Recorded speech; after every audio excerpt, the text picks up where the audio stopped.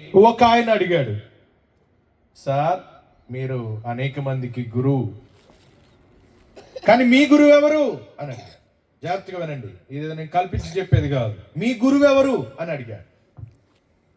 అప్పుడు ఆయన తన ఇంట్లో లోపలికి వెళ్ళి బయటకు వచ్చి ఒక పుస్తకం ఆయన చేతిలో పెట్టాడంట. ఆ పుస్తకం ఏమిటంటే బైబిల్లోని క్రొత్త నిబంధన. అది పెట్టి దీంట్లో ఆ గురువు నీకు కనబడతాడు, చదువుకో అని చెప్పాడంట.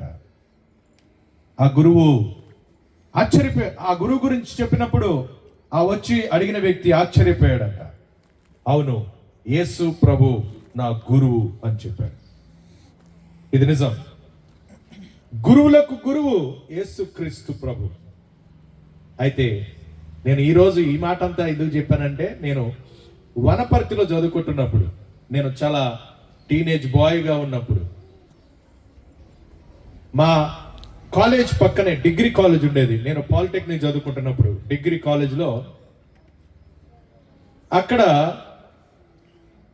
ఒక లెక్చరర్, ఇంగ్లీష్ లెక్చరర్, ఆయన అనేక మందిని ప్రేమించి ఈ రీతిగానే సువార్తను, సత్య సువార్తను వెల్లడి చేయడానికి అప్పుడు అనేక మందిని చీకటిలోంచి వెలుగులోకి నడిపించడానికి ఆయన ఉపయోగపడ్డారు. ఆ సమయంలో నేను కూడా మరి 1-2 మీటింగ్కి వెళ్ళాను. అప్పుడు యేసుప్రభు అంటే నాకు ఇష్టమైనది కాదు. తెల్లవాళ్ళ దేవుడు అనుకునేవాడిని, నాకు అవసరం లేదు అనుకునేవాడిని. ఇదంతా ఎందుకు అనుకునేవాడిని అంటే, నా పాపమును కప్పిపెట్టుకోవడానికి. ఆ సమయంలో దేవుని వాక్యము కొద్ది కొద్దిగా నా జీవితంలోనికి వచ్చింది. అయితే నేను చాలా సంవత్సరాల తర్వాత ప్రభుని తెలుసుకున్నాను. అయితే ఈరోజు ఆ ఇంగ్లీష్ లెక్చరరే, నేను ఎవరి గురించి అయితే చెప్తున్నానో, ఆ యొక్క చీకటిలోంచి వెలుగులోనికి నడిపించడానికి దేవుడు వాడుకున్న సాధనం ఏఎస్ ఐజాక్ గారు. జడ్చర్లలో ప్రస్తుతము అంకుల్ కూడా 74-75 సంవత్సరాల వయసు. కానీ నేనంటే చాలా ప్రేమ. మరి అనేక స్టూడెంట్స్ మధ్యలో ఆయన ఈ ప్రేమను పంచుకుని, మరి నా నెంబర్ తెలుసుకుని నాకు ఫోన్ చేసి నాతో మాట్లాడారు. నేనైతే అంత గుర్తుపెట్టుకోలేదు. అంకుల్ దగ్గర ఉన్న డైరీలో మరి నా పేరు కూడా ఉండి నా గురించి ప్రార్థన చేశారు. దేవుడికి ఎంతో వందనాలు. నేను ఈరోజు ఇలా ఉన్నానంటే అలాంటి అనేక మంది దేవుని సేవకులు, దేవుని బిడ్డలు ప్రార్థిస్తూ వచ్చారు. లేకపోతే నేను చాలా కఠోరమైన వాడిని. నేను జియాగూడ ప్రాంతానికి చెంది అక్కడే చదువుకున్నాను. మా ఫ్రెండ్స్ అందరూ కూడా చాలా కఠోరమైన వాళ్ళు. కానీ నా జీవితం మారింది. నేను ఎయిర్ ఫోర్స్ లో జాబ్ వచ్చింది. అక్కడ చదువుకుని మరి ఉన్నతమైన శిఖరాలు అధిరోహించడానికి దేవుడు నాకెంతో సాయం చేశాడు. నా భారతదేశం అంటే నాకు ఇష్టం. నా దేశం అంటే నాకు ఇష్టం. అందుకే మా ఇంట్లో ఎవరు కూడా అమెరికా, ఆఫ్రికా, ఆస్ట్రేలియాలు వెళ్ళరు. నా దేశం అంటే నాకు ఇష్టం కాబట్టి ఇక్కడే ఉండడానికి. మా చిన్న తమ్ముడు కూడా చాలా టాలెంటెడ్. వాడు వెళ్తారని చెప్పినప్పుడు కూడా నేను, వద్దురా మన భారతదేశంలో ఉందాం. ఐ లవ్ మై కంట్రీ, మేరా భారత్ మహాన్ హే. ఒకసారి చెప్దామా, మేరా భారత్ మహాన్ హే. భారతదేశం లాంటి దేశం ఇంకొకటి లేదు. కాబట్టి నేను నా దేశాన్ని ప్రేమిస్తూ దేశ సేవ చేయడానికి దేవుడు సాయం చేశాడు. అయితే అంకుల్ ఏఎస్ ఐజాక్ గారు రిటైర్డ్ ప్రిన్సిపల్, డిగ్రీ కాలేజ్లో అనేకమైన చోట్ల సేవ చేశారు. చాలా హంబుల్ మ్యాన్, చాలా నాలెడ్జబుల్ అండ్ వైజ్ మ్యాన్. మా మధ్యలోనికి వచ్చి మమ్మల్ని ఎంకరేజ్ చేస్తారు. ఈరోజు వాక్య పరిచయం చేయడానికి మన మధ్యలోనికి ఏఎస్ ఐజాక్ అంకుల్ వచ్చారు. ఆయనను దేవుడు వాడుకోవడానికై ఆయన వైపు చూద్దాం. అంకుల్ చాలా బలహీనంగా, కొంచెము మరి బ్రీతింగ్ ఇష్యూస్ ఇవన్నీ ఉన్నప్పటికీ కూడా మన ఆహ్వానాన్ని మన్నించి మన మధ్యలోకి వచ్చినందుకు వందనాలు చెల్లిస్తూ అంకుల్కి ఈ సమయాన్ని అప్పగిస్తున్నాను. చాలా గంభీరమైన సమయం, అటు ఇటు వెళ్ళొద్దండి. దయచేసి జాగ్రత్తగా దేవుని వాక్యాన్ని విందాం. ఇవి మన జీవితాలకు చాలా అవసరమైన విషయాలు. మనం జాగ్రత్తగా దేవుని వాక్యాన్ని విందాం.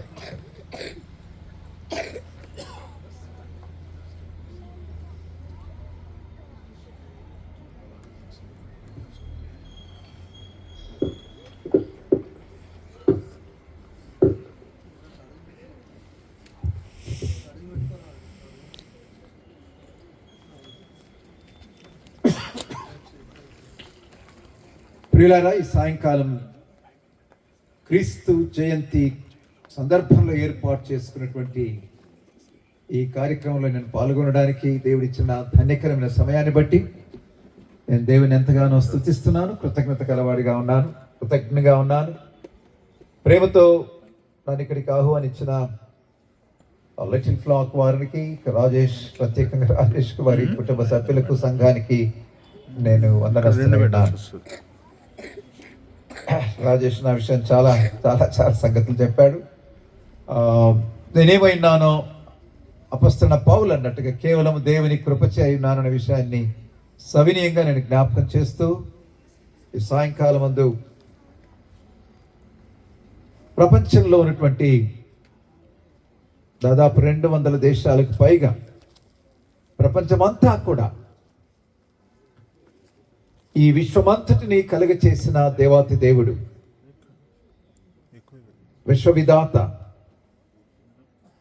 తన దివ్య వాక్కు చేత ఆకాశ మహాకాశాల్ని, సూర్యచంద్ర నక్షత్రాదుల్ని, భూమిని, సముద్రమును, వాటిలో ఉన్న సకల జీవరాశుల్ని కలిగ చేసిన ఆ దేవాతి దేవుడు మానవాళిని ప్రేమించి పరలోక మహిమను విడనాడి పాపభూయిష్టమైన ఈ లోకానికి నరుడుగా అవతరించినటువంటి సందర్భాన్ని జ్ఞాపకం చేసుకుంటూ ఈ కూడిక లేదా ఈ సభ ఏర్పాటు చేశారు. క్రీస్తు జయంతి ప్రపంచం అంతటా కూడా ఆ శుభదినాన్ని జ్ఞాపకం చేసుకుంటారు, సంతోషిస్తారు. ఆ మహానుభావుడైనటువంటి క్రీస్తు వారిని స్మరించుకొని ఎంతగానో హర్షిస్తూ ఆయనను కొనియాడుతూ ఉంటారు. మానవ జీవితంలో అనేకమైనటువంటి ప్రత్యేక దినాలు ఉంటాయి కదా, సుదినాలు. మనమంతా ప్రత్యేకంగా మన బర్త్డేస్ను, మ్యారేజ్ అయితే వెడ్డింగ్ యానివర్సరీస్ను అలా జరుపుకుంటూ ఉంటాం.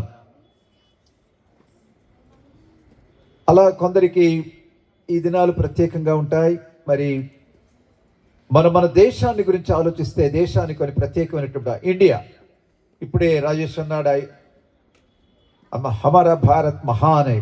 Yeah, our country India is a great country. I feel proud of being an Indian. నేను భారతదేశంలో పుట్టినందుకు, భారతీయుడిగా ఉన్నందుకు నేను గర్విస్తున్నాను. అందును బట్టి నేను దేవుని స్తుతిస్తున్నాను.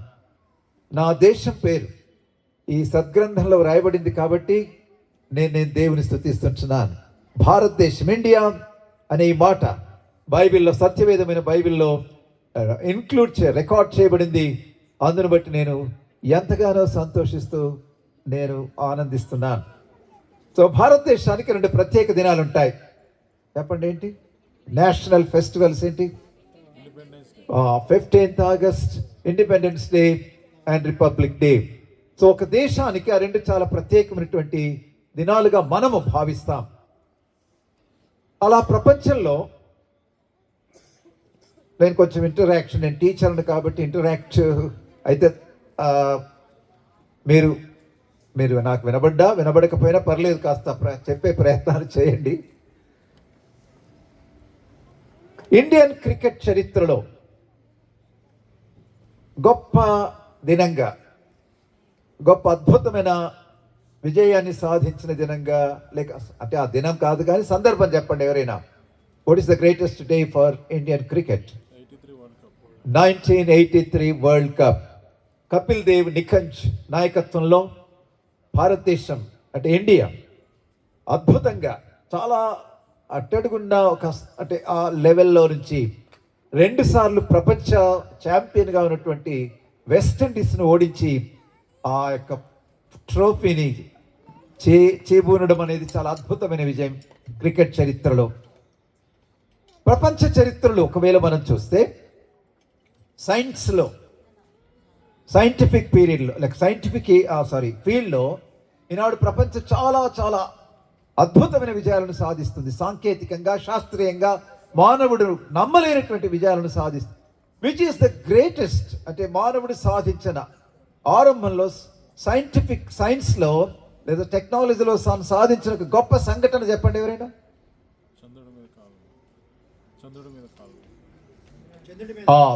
Man landing on the moon. మానవుడు చంద్రమల్లపై 1969లో నీల్ ఆర్మ్స్ట్రాంగ్, ఆయన ఇద్దరు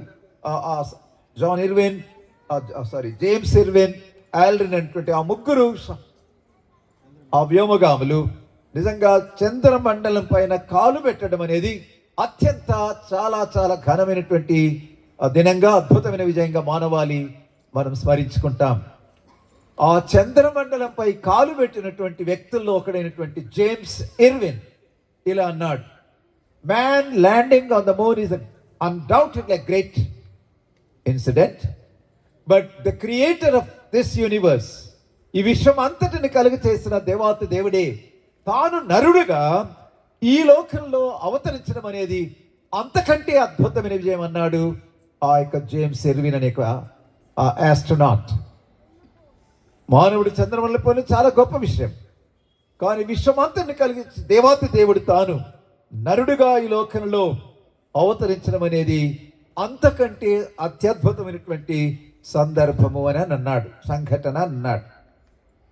ప్రపంచాన్ని నాడు మనం చూస్తుంటే గోర్కీ అనే ఒక రష్యన్ నావలిస్ట్ ఏమన్నాడంటే, man has learn to fly high in to the sky are in the air, man has learn to go deep down in to the waters, but man has not learn to walk on the earth. జాగ్రత్తగా వినండి, తెలుగులో చెప్తాను. మనుషుడు ఆకాశంలోకి ఎగిరిపోవడానికి నేర్చుకున్నాడు, భూమండలంలోకి సముద్రంలోకి చొచ్చుకపోవడానికి నేర్చుకున్నాడు, కానీ భూమిపైన నడవడానికి నేర్చుకోలేదు. అంటే దాని అర్థం ఏంటి? నడవడం అంటే అందరం నడుస్తున్నాం మనం.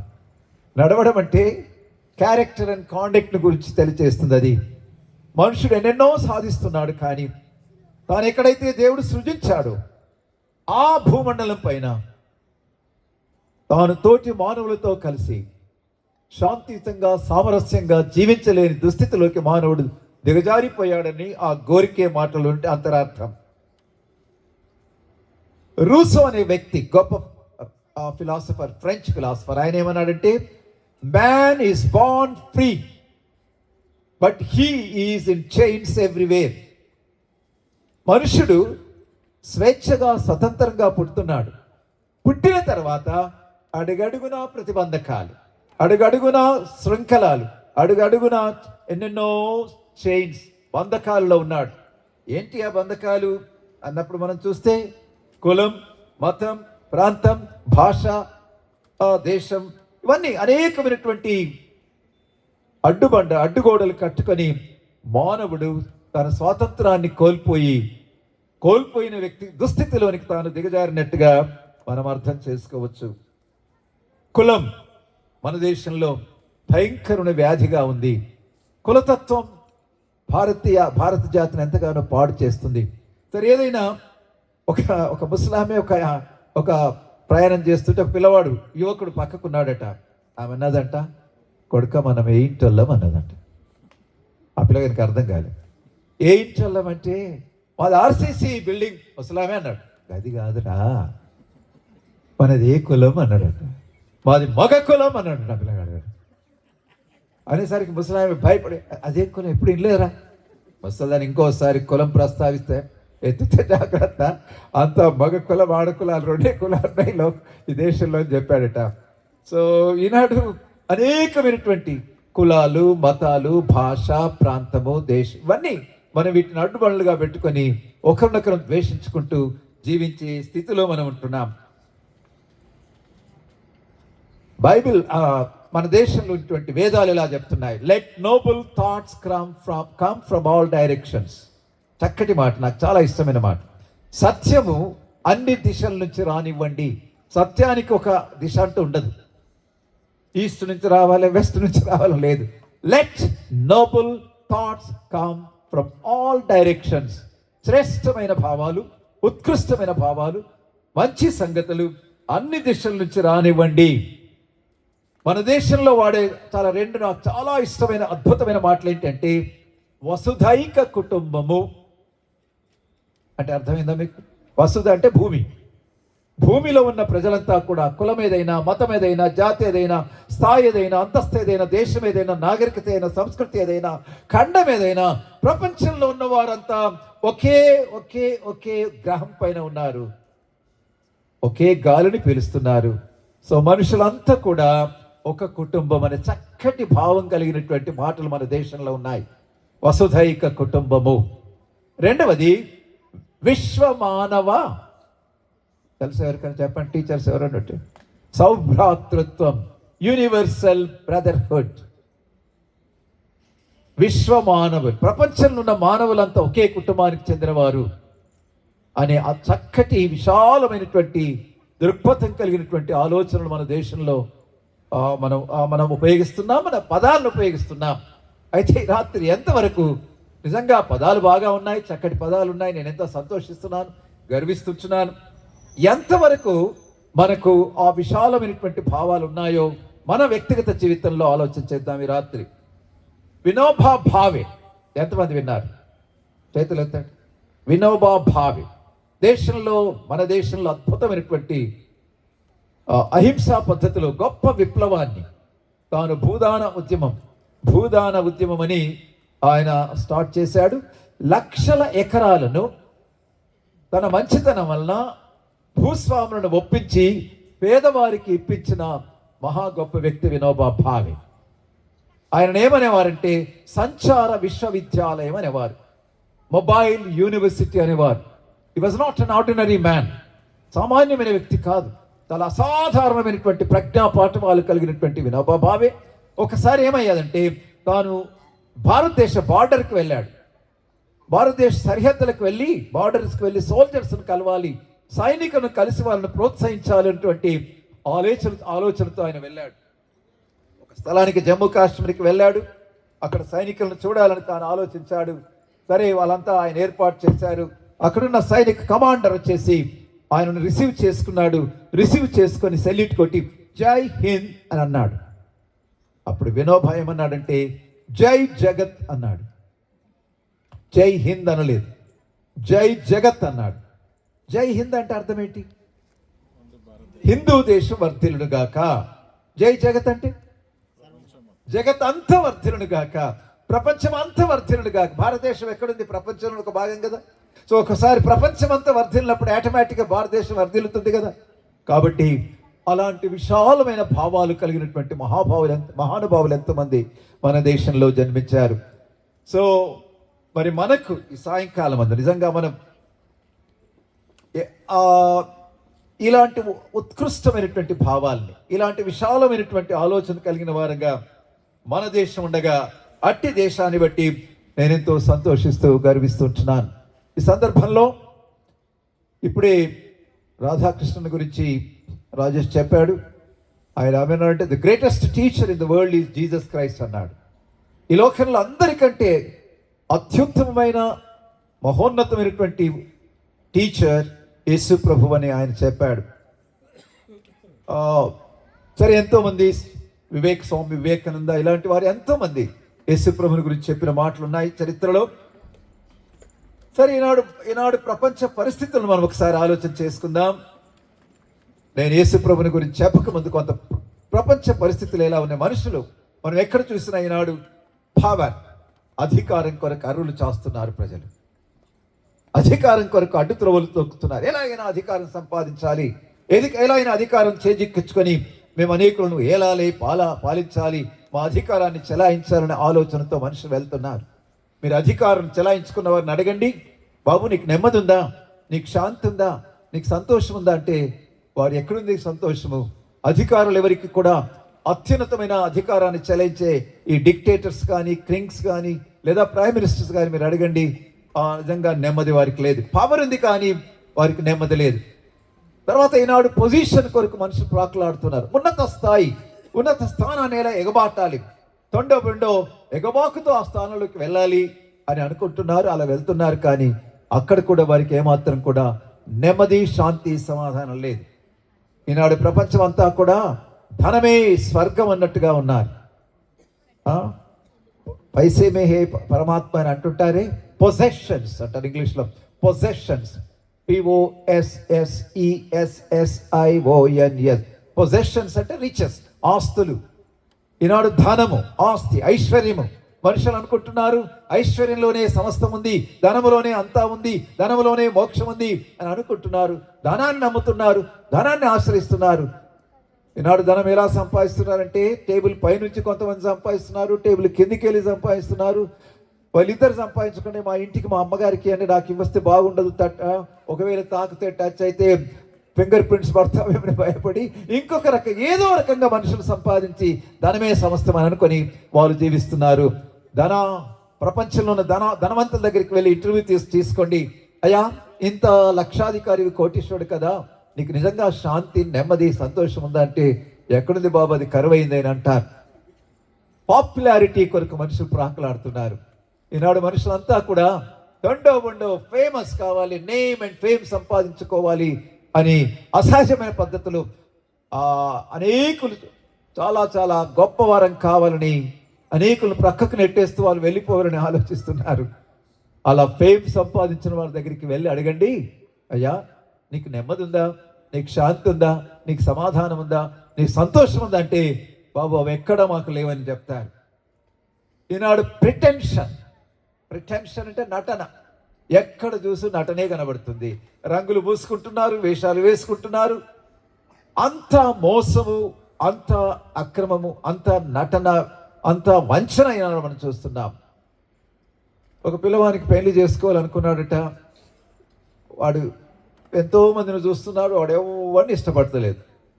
వాడేం కోరుకున్నాడంటే నాకు భార్యడు జడ ఉన్న భార్య దొరికింటే బాగుండని కోరుకున్నాడట. చూశారు ఎంతో మంది, ఆఖరికి చూస్తే ఒక పిల్ల దొరికింది. ఆ పిల్ల జడ చాలా పెద్దగా ఉంది. వీడన్నా ఏమని చేసుకుంటానన్నట. అలా చేసుకొని ఆ పెళ్ళి అయిపోయింది. పడుకొని మొదటి రాత్రి పడుకొని లేచేసరికి ఆ భార్యడు జడ జానడ్ అయింది అన్నట్టుగా. ఆ భార్య జడ జానడ్ అయ్యేసరికి పిల్లవాడు షాక్ తిన్నాడు అన్నట్టుగా. ఈనాడు అదే ప్రపంచం అంతా కూడా భార్యాభర్తల మధ్య మోసము, తల్లిదండ్రుల పిల్లల మధ్య మోసము. ఎక్కడ చూసినా మోసము, ఎక్కడ చూసినా వంచన మనకు కనబడుతుంది, ఎక్కడ చూసినా నటన కనబడుతుంది. పెళ్ళైన భార్యాభర్తలు ఇద్దరున్నారు. వాళ్ళ అమ్మాయి మేనమామ పిల్లని చూడాలని వచ్చాడు. అమ్మ బిడ్డ ఎలాన్నావు, బాగున్నావా కోళ్ళమ్మ అంటే మామయ్య చాలా బాగున్నాను, అద్భుతంగా ఉన్నాను, చాలా మీ కొడుకు చాలా బాగా చూసుకుంటున్నాడు అన్నదట. అయితే ఈ మామ 2 రోజులు అంటే వెళ్ళిపోతాడు అనుకున్నారు. కానీ తిష్ట వేసుకొని కూర్చున్నాడు 10 రోజులు. వీళ్ళు ముచ్చట్లు పెట్టడానికి లేదు, ప్రైవేట్గా మాట్లాడుకోనికి లేదు. ఏం చేయాలని పెద్ద ప్లాన్ వేశారు. ఏం చేయాలమ్మా అంటే బొమ్మను లేక చెప్పండి, ఆడవాళ్ళు పొగ పెడతారు. బొమ్మను లేక పొగ పెట్టాలని ప్లాన్ వేశారు. ఎట్లా పొగ పెట్టాలి, కట్టెలేమి లేవు, ఏమి లేదు. కాబట్టి పిల్లవాడు అన్నాడు, ఇదిగో మీ వాళ్ళే ఇప్పించిన ఈ బెల్ట్ ఉంది, ఈ బెల్ట్ తీసుకొని నీ ఇష్టం వచ్చినట్టు కొడతావు అని కన్నెర చేసి కొట్టను కొట్టినట్టు చేస్తానన్నాడు. మరి నేనేం చేయాలన్నది ఆమె. అన్నాడా అంటే నువ్వు ఏడ్చినట్టు చేయాలని. ఓహోహో, మాకు పుట్టుకతోడిన వచ్చిన విద్య అది. ఆడవాళ్లకు ఏడవడం, ఏడ్చినట్టు చేయడం, జాగ్రత్త, బెల్ట్ కొనదగిలితే ఓర్చుకోనని వార్నింగ్ ఇచ్చింది. మామ బయటికి వెళ్ళాడు. మామ లోపలికి వచ్చే టైం అయింది. అప్పుడు ఇక వీడు బెల్ట్ తీసుకున్నాడు. బుద్ధి లేదానా, వారం రోజులకే ఇంత నా మాట వినకుండాయావు అని అంటుంటే మామ అడుగు పెట్టాడు, లోపలికి వచ్చాడు. ఓ మామ, నీ చెప్పినందుకే చేసుకుంటు కదనే అని ఏడుస్తుంటే ఇక మామకు అర్థమై మూటాముల్లా తీసుకొని బయటికి వెళ్ళిపోయాడు. బయటికి వెళ్ళిపోయేసరికి వీడు అంటున్నాడు, ఆహా ఎంత చక్కగా నటన చేసినావు, నటచక్రవర్తి, నేను కొట్టినట్లే కొట్టాను అని. నాదేమో నటన రా బాబు, బెల్ట్ కొనదగలకుండా నీవు అద్భుతంగా నటన చేసినావు సామ్రాట్ అని ఒకరినొకరు మెచ్చుకుంటూ, నేను కొట్టినట్లే కొట్టాను, నీవు ఏడ్చినట్టే ఏడ్చావనంటే మా అమ్మ బయటికి పోయి లోపలికి వచ్చి నేను పోయినట్టే పోయానని మళ్ళీ లోపలికి వచ్చేసాడు. ఇది ఈనాడు ఎక్కడ చూసినా నటన, ఎక్కడ చూసినా మనుషులు నటన చేస్తూ ఒకరినొకరు మోసపరుచుకుంటే ఉండే దినాల్లో మనం ఉంటున్నామన్న విషయాన్ని నేను జ్ఞాపకం చేస్తున్నాను. ప్రిటెన్షన్. 6వ మాట ప్రాఫ్లిగసీ. అది కొంచెం కష్టమైన పదం అనుకోండి, కానీ దాన్ని వివరిస్తాను. ప్రాఫ్లిగసీ అంటే వికెట్నెస్, దుర్మార్గం, దుష్టత్వం, చెడుతనం, దౌర్జన్యం, దోపిడి, అక్రమం, అన్యాయం, ఇవన్నీ ఈ లోకంలో ఈనాడు ఎక్కడ చూసినా మనకి ఇదే కనబడుతుంది. యేసుప్రభు ఈ లోకానికి వచ్చినప్పుడు అలాగే లోకం ఉంది. ఈనాడు కూడా దుర్మార్గం, దౌర్జన్యం, దోపిడి, అవినీతి, అక్రమం, అధర్మం విలయ తాండవం ఆడుతున్నటువంటి దినాలలో మనం ఉంటున్నాం. ఇలాంటి లోకములోనికి యేసు ప్రభు వారు అరుదించారన్న విషయాన్ని నేను మీకు జ్ఞాపకం చేస్తున్నాను. నేను తెలుగు భాషలో పరలోకనాథుని భూలోక యాత్ర అనే ఒక ట్రాక్ట్ రాసా. యేసు ప్రభు జన్మను, క్రీస్తు జయంతిని గురించి, క్రీస్తు యేసు వారి జన్మను గురించి నేను తెలుగులో ఒక రాశాను. అది నేను చదువుతాను, ఆ తర్వాత నేను మీకు కొన్ని విషయాలు వివరిస్తాను. యేసు ప్రభు వారి లోకానికి ఎందుకు వచ్చాడు అన్నటువంటి విషయాన్ని, ఆయన సాక్షాత్తు దేవుడైండి రక్తమాంసములు దాల్చి లోకంలో నరుడుగా అవతరించాడు. ఆయన అవతరించి పాపము లేనివాడుగా, పాపము చేయనివాడుగా, పాపము ఎరగనివాడుగా, బైబిల్లో హెబ్రీ అని 7:26 ప్రకారం పవిత్రుడును, నిర్దోషియు, నిష్కల్మషుడును, పాపులలో చేరక ప్రత్యేకంగా ఉన్నవాడుగా యేసు ప్రభు వారి లోకంలో జీవించాడు. ఓ కన్య గర్భంలో జన్మించాడు. స్త్రీ పురుష సంయోగం లేకుండా ఆయన లోకంలో జన్మించాడు. ఆయన అత్యంత పవిత్రుడుగా ఈ లోకంలో జీవించాడు. ఆయన ఈ లోకంలో ఆయనకు అనేకమైన బిరుదులు ఇచ్చారు, పేర్లు ఇచ్చారు. అందులో ఆశ్చర్యకరుడు అనే మాట యెషయా గ్రంథం 9వ అధ్యాయం 6వ వచనంలో అక్కడ ఆశ్చర్యకరుడు అనే మాట. ఏ విధంగా యేసుక్రీస్తు వారు ఆశ్చర్యకరుడు? ఈ లోకంలో ఉన్నటువంటి అనేక మంది గొప్పవారు జన్మించారు, అనేక మంది మత నాయకులు జన్మించారు, అనేక మంది శాస్త్రవేత్తలు జన్మించారు, అనేక మంది విజ్ఞానవేత్తలు జన్మించారు. అయితే ఏంటి యేసుక్రీస్తు వారిలో ఉన్న ప్రత్యేకత, ఆ విశిష్టత ఏంటో సాయంకాలం ముందు కొన్ని నిమిషాలు నేను మీ గమనానికి తీసుకురావాలని ఇష్టపడుతున్నాను. ఆయన జన్మలోనే ఆయన విశిష్టమైన వాడు. నెంబర్ 1, ఆయన జన్మలో ఆయన విశిష్టమైన వాడు. ఆయన జన్మ ప్రొఫెటికల్ బర్త్, ఆయన ప్రవచనాత్మకమైన జన్మ. నీ వలే నాలో ఆయన జన్మించలేదు. బైబిల్ గ్రంథంలో ఉన్నటువంటి మొదటి భాగంలో ఆయన జన్మను గురించి ముందుగానే రికార్డ్ చేయబడింది. ఆయన ఎక్కడ జన్మిస్తాడు, ఎవరికి జన్మిస్తాడు, ఎలా జన్మిస్తాడు అనే విషయాలన్నీ కూడా ముందుగానే దాదాపు 700-800 సంవత్సరాల క్రితం ముందుగానే రికార్డ్ చేయబడి ఉండగా, ఆ ప్రవచనాలను నెరవేర్పుగా దేవాతి దేవుడు యేసు రూపములోను ఆయన నరరూపం దాల్చి లోకంలో ఆయన అవతరించాడు. కాబట్టి ఆయన జన్మ ప్రవచనాత్మకమైన జన్మ. ఆయన ఏ విధంగా ప్రవచనాల నెరవేర్పుగా ఆయన లోకంలో జన్మించాడు. ఆయన చరిత్రలో వెలిశాడు. యేసు ప్రభు మానవుని యొక్క ఊహలో పుట్టినవాడు కాదు. ఈనాడు తేదీ ఎంత అండి, డేట్ ఎంత చెప్పండి ఎవరండి బిగ్గరగా? 19th December 2025. డిసెంబర్ 19వ తేదీ 2025వ సంవత్సరం. సరే, ఒకవేళ మనం రాస్తే ఏమని రాయాలి? క్రీస్తు శకం అనే మాట రాయాలి. ఆ తేదీని ఒకవేళ మనము గ్రంథస్థం చేస్తే, ఒకవేళ రాస్తే దాన్ని ఏమని రాయాలి? క్రీస్తు శకం 2025వ సంవత్సరం 12వ నెల 19వ తేదీ అని మనం రాయాలి. అంటే ఆయన చరిత్రలో వెలిసిన వ్యక్తి, మానవుని ఊహలో పుట్టినటువంటి వ్యక్తి కాదు. మానవుని యొక్క he's not born in the speculation, human ఇమాజినేషన్లో పుట్టినవాడు కాదు. సాక్షాత్తు చరిత్ర ఇప్పుడే స్వామినాథన్ గారు చెప్పారు.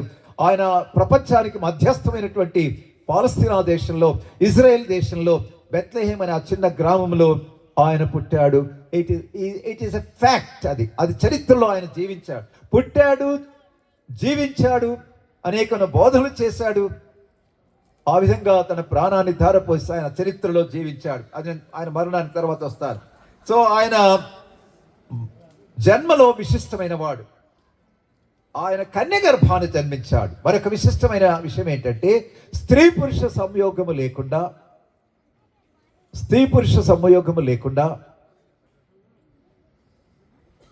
పరిశుద్ధాత్మ దేవుని ఆత్మశక్తి వలన కన్యక గర్భము దాల్చి ఆయన ఈ లోకంలో అవతరించాడు.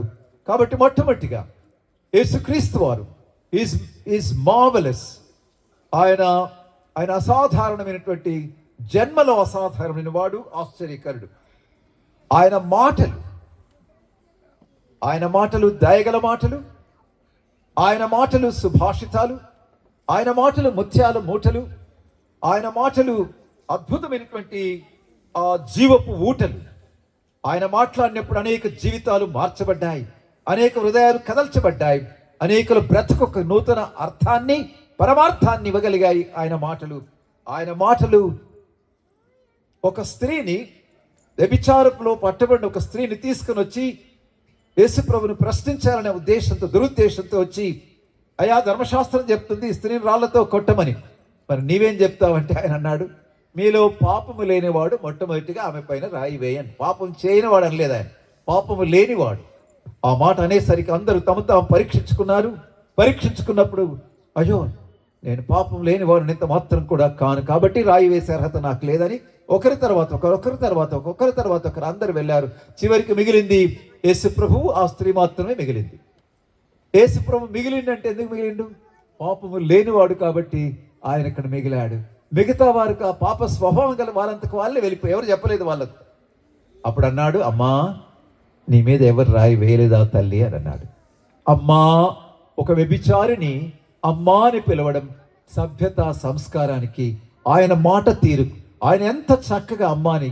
సో యేసు ప్రభు మాటల్లో సభ్యత, సంస్కారం, ప్రేమ, ఆప్యాయత, దయ ఇవన్నీ కూడా ఉన్నాయి.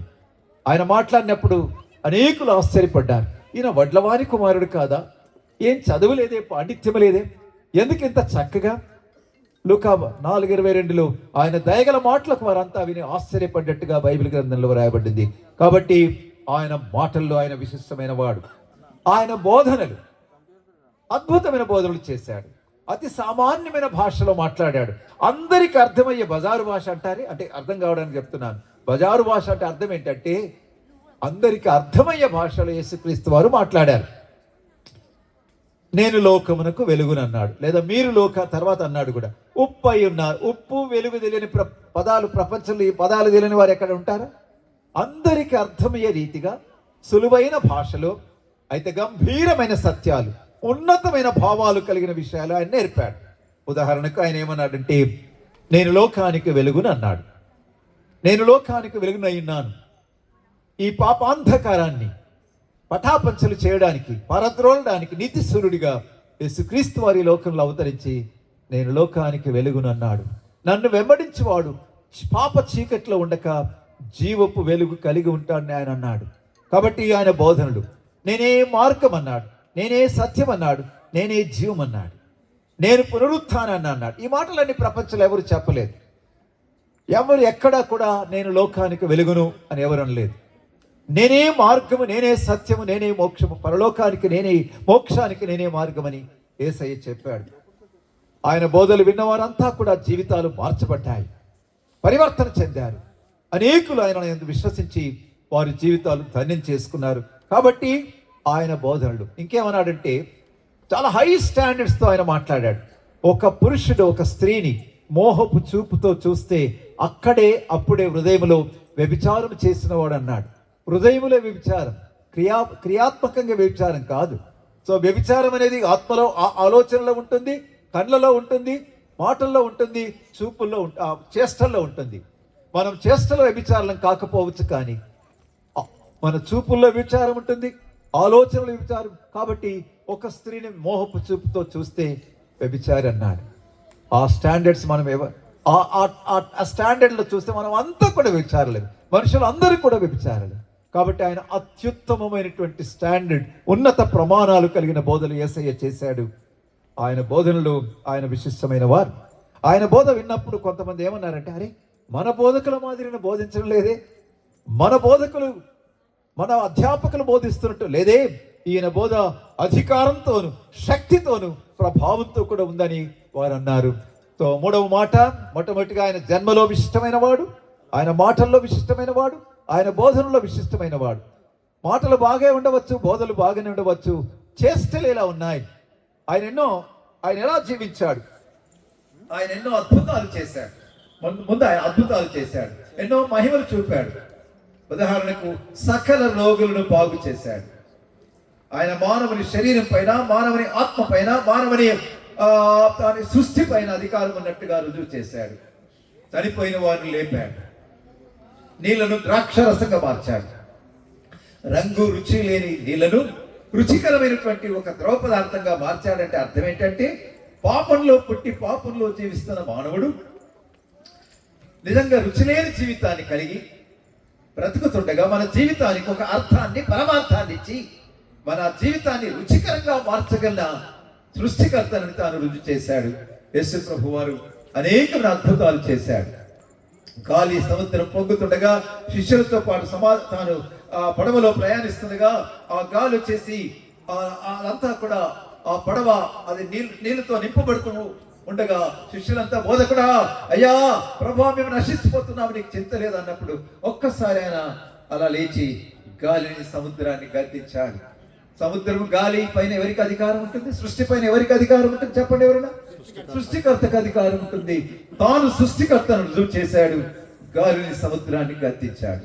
ఈ రీతిగా అనేకమైన అద్భుతాలు యేసుక్రీస్తు వారు, అనేకమైన మహిమలు అంటారు, లీలలు అంటారు, తన మిరకిల్స్ అంటారు, ఆశ్చర్యమైన అద్భుతమైన కార్యాలు చేసి తాను అత్యంత అద్భుతకరమైన వ్యక్తిగా చరిత్రలో రుజుపరుచుకున్నాడు.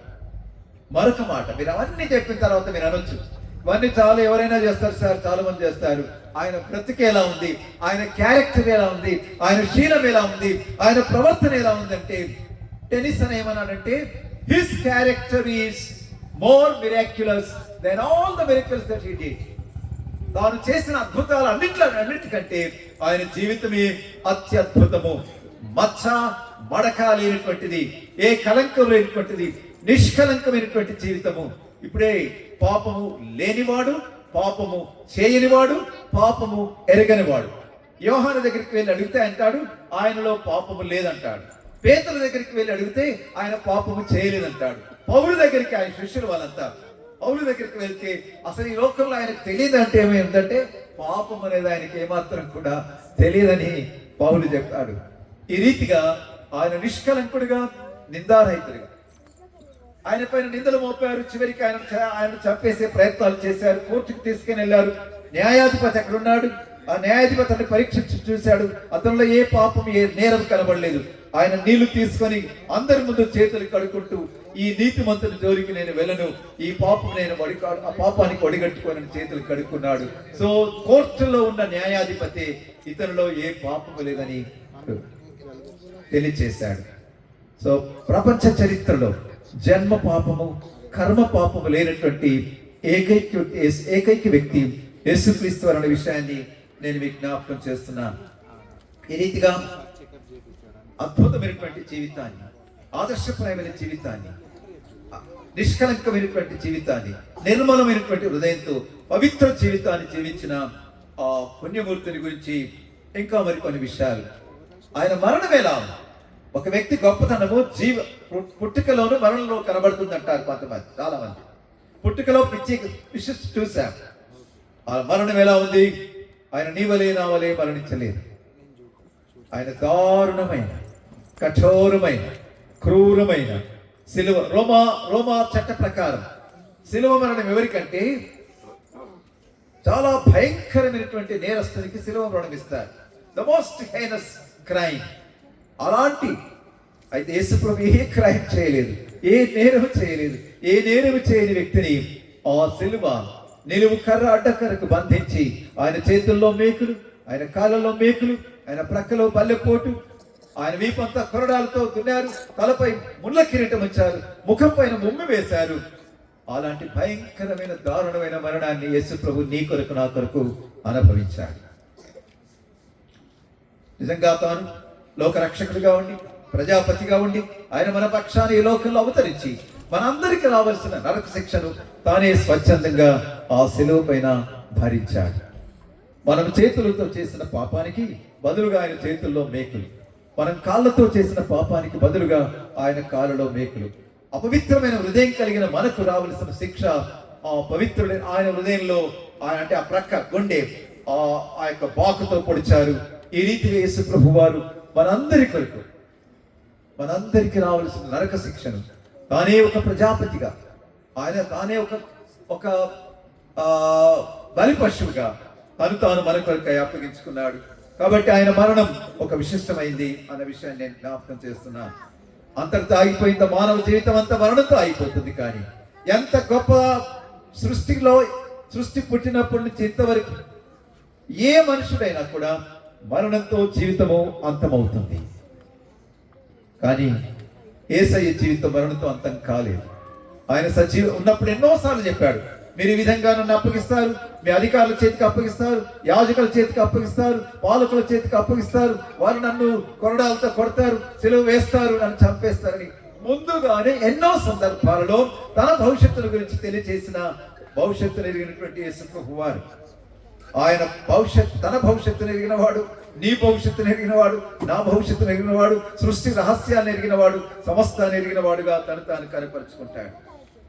ఆయన ముందే చెప్పాడు, నా ప్రాణం పెట్టుటకు నాకు అధికారం ఉంది, తిరిగి తీసుకున్నట్టుకు నాకు అధికారం అని చెప్పాడు. ఆయన మనందరి కొరకు ఇష్టపూర్వకంగా చనిపోయాడు, మనకు బదులుగా చనిపోయాడు, మనకు ప్రతినిధిగా చనిపోయాడు. మన స్థానాన్ని ఆయన తీసుకున్నాడు. ఒక తల్లి పాలు తాగుతున్నటువంటి బిడ్డకు రోగం వస్తే తల్లి పత్యం ఉంటుంది, రోగం బిడ్డకు వచ్చింది. అలాగే మనమంతా కూడా పాప రోగంతో మనం ఉండగా మనకు రావాల్సిన శిక్షను ఏ పాప మెరుగని ఆ యేసు ప్రభు వారు స్వచ్ఛందంగా మనకు బదులుగా తాను చనిపోయాడు. అంతటితో కాదు, ఆయన అన్నాడు, నేను తిరిగి లేస్తానన్నాడు. ఆయన చంపేసిన తర్వాత కొంతమంది అధికారుల దగ్గరికి వచ్చి, రాజు దగ్గరికి వచ్చి, అయ్యా వీడు తిరిగి లేస్తానన్నాడు కాబట్టి వాడు లేవకుండా ఆ సమాధి పైన పెద్ద బండ వేసి దానికి ముద్ర వేసి కావలి వారు ఉంచాలి, శిష్యులు ఒకవేళ ఎత్తుకొని ఆ శవాన్ని ఎత్తుకొని పోయి లేచారని ప్రచారం చేస్తారేమో, దాన్ని అడిగించాలన్నటువంటి చెప్పారు. దాని కొరకు అలా చేయండి అంటే సరే అన్నారు. మీరే చూసుకోండి అని కావలి వారు నుంచారు, బట్టలు నుంచారు, సైనికులు నుంచారు, వారు కావలి కాశారు. ఆ తెల్లవారుజామున, ఆదివారం తెల్లవారుజామున దేదీప్యమానమైన ప్రకాశం, వెలుతురు, గొప్ప వెలుతురు ప్రకాశించింది. ఆ వెలుతురులో యేసు ప్రభువు వారు మహిమాన్వితమైన శరీరంతో ఆయన సజీవుడై తిరిగి లేచాడు. ఆయన నాడు యోహాను సువార్త 10:18 బైబిల్లో ఒక మాట, నా ప్రాణం పెట్టుటకు నాకు అధికారం ఉంది, తిరిగి తీసుకున్నట్టుకు నాకు అధికారం అని చెప్పి ఆయన 3వ దినాన సజీవుడై తిరిగి లేచి మరణాన్ని గెలిచిన ఏకైక వ్యక్తిగా, పునరుత్థానము అనే పదం చరిత్రలో ఒకే ఒక వ్యక్తికి మాత్రమే వర్తిస్తుంది, అది యేసు ప్రభు వారికి మాత్రమే.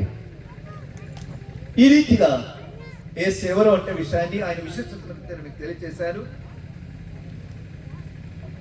అయితే ఆయన ఎందుకు వచ్చాడు అన్నప్పుడు, ఇంతకుముందే గొల్లలంతా కూడా ఉన్నప్పుడు దూత ప్రత్యక్షమై, భయపడకుడి, ఇదిగో ప్రజలందరికీ కలగబో మహా సంతోషకరమైన సువర్తమానమైన నేను నీకు తెలియజేస్తున్నాను అని దూత ప్రకటిస్తాడు.